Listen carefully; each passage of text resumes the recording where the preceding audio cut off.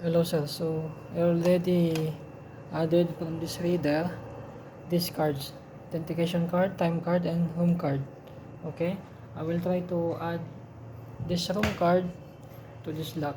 So using authenticated card,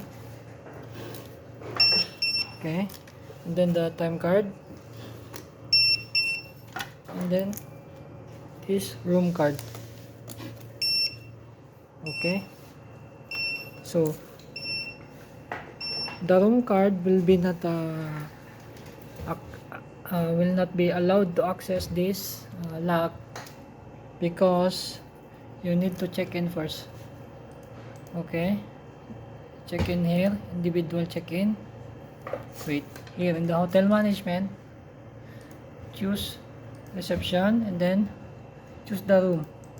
Here I will choose the room number 2, individual check in, and then put the name,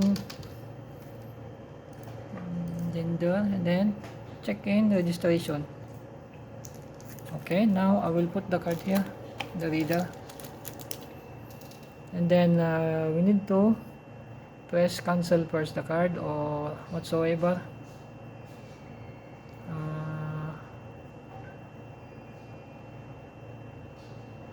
We'll write a card now. Okay, so as you can see, the card is there down, completed.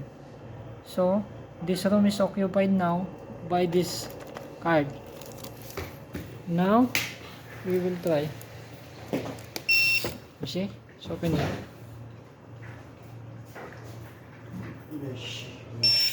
Okay, now I will try to access this server to this PC. This is my main server, this is my PC.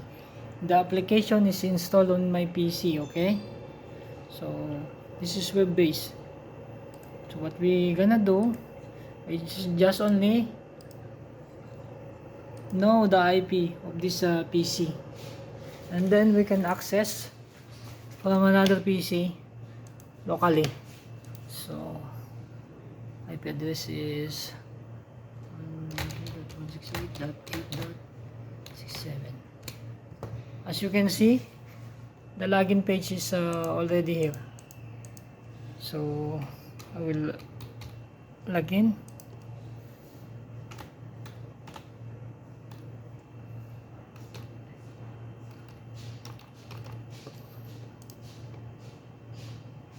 There you go. So the same thing on my PC will be seen here.